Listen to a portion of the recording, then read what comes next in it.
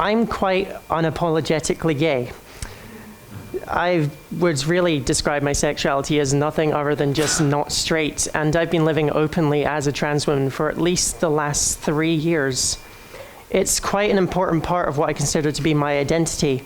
The other important part, however, is that I identify quite strongly as a video game player. I've been playing video games since I got a hand-me-down Sega Mega Drive from my cousins. It was broken, the sound didn't really work all the time, and one of the games just flat out didn't work. But growing up, really, I've had the accusations from my parents constantly that I'm addicted, that my life revolves around games. And in hindsight, yeah, they were absolutely right. But it's got me standing on this carpet here, and got me studying at Abertay, and it's landed me 2 industry jobs, so I think I win there. Unfortunately, these 2 aspects of my personality, the identifying strongly as a queer woman and identifying strongly as a gamer, clash quite often, especially in the public eye. Anytime a game article comes out in the media and it's written by, say, a journalist who is LGBT, or it's about a game that contains LGBT themes or topics, you're going to get swaths of horrendous, vile comments below it. We also have an issue in the games industry where queer minorities, sexual minorities don't have very much strong representation. These things are things I'm not going to talk about in this talk, though. I want to talk about the more positive spin on how I feel that games can be a great tool for exploring a sense of identity. And I just want to make a short disclaimer first, where this is a very sort of personal thing. Identity is something that's very personal to everyone. People explore it in different ways. So I'm by no means saying that this is how everyone discovers themselves. These are just ways that I've found games can really help, and helped me discover aspects of my personality. I want to start by just saying that games as a medium have a fantastic potential for immersion, far more so than things like film and television. In those mediums, you can explore interesting themes and topics, but you're always doing it from a third person. You're always watching a director's vision of someone else exploring themes. In video games, by nature of their interactivity, you're always stuck in there. It's always you experiencing these themes. It doesn't even have to be a game themed around a particular topic. Even by just the character choice that happens to be leading the game, you're putting yourself in some other shoes. By playing as a particular character in a game, by creating something in a creative game like Minecraft, or even just choosing to use spin jumps more often in Mario, you're imprinting a part of your personality onto the game. You're reflecting a part of yourself onto it. But it's the characters that I really want to talk a bit more about. We have an issue in the games industry where we consider that there's a problem, that every game has you playing as the same stubbly mid-20s white guy with brown hair. And that is, to a degree, true, especially in the more mainstream space. We're not very creative with our characters. But games are so much more than that area.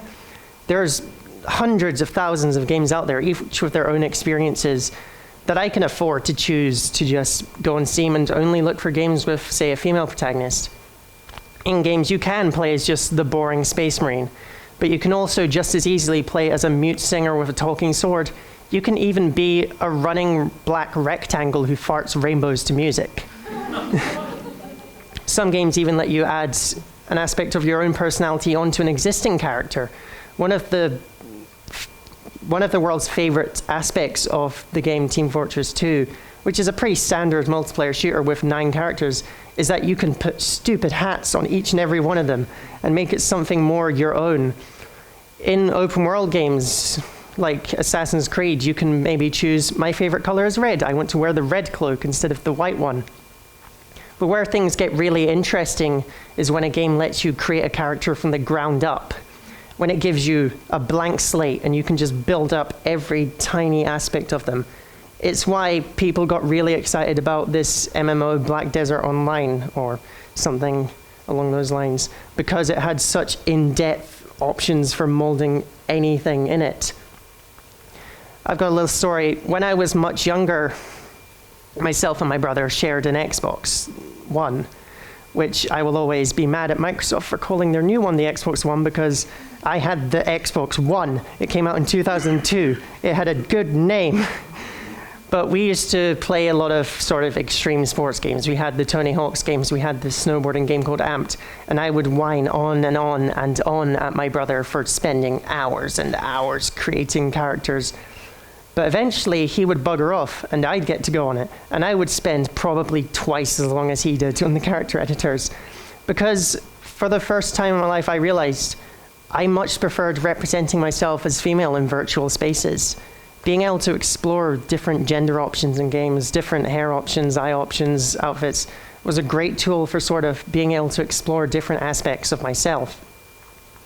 It's great to have these options to build up, it's kind of a cheesy word to use, but like an idealized version of yourself.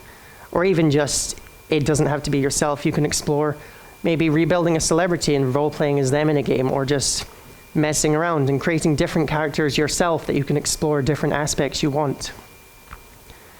But what happens if you take this little character you've created and put it with other people's little characters they've created? Gaming communities are the second major thing I wanted to talk about here. They get quite a lot of flack, and rightfully so, for being quite angry places.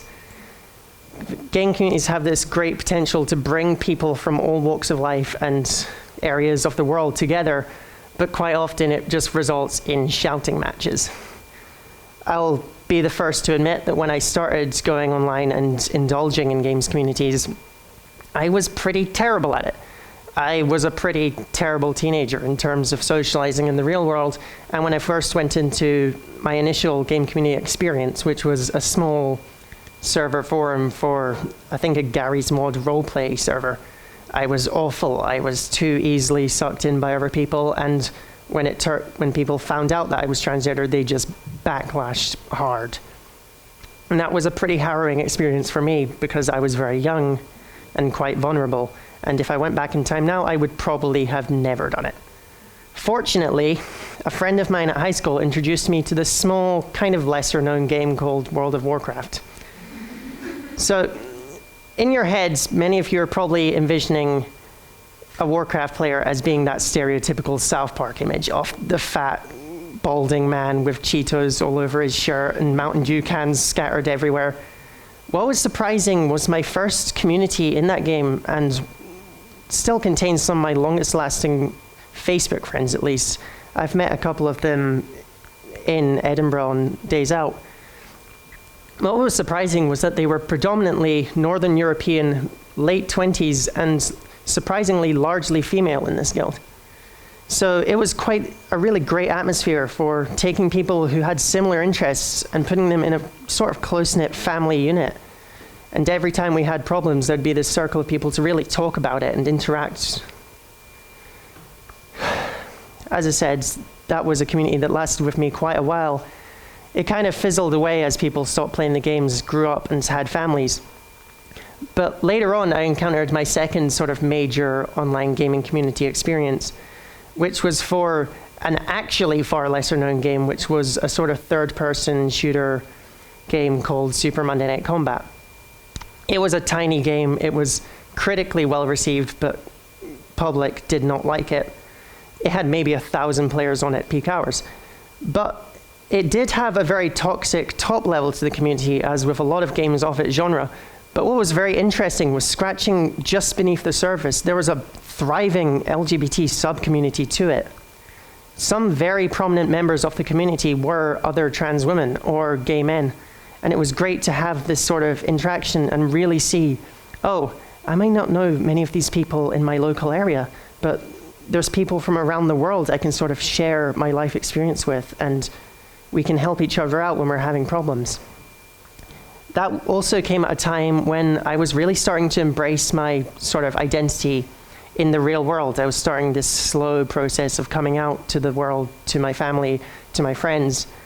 And it was huge to have this support of knowing before I came out, no, this is okay.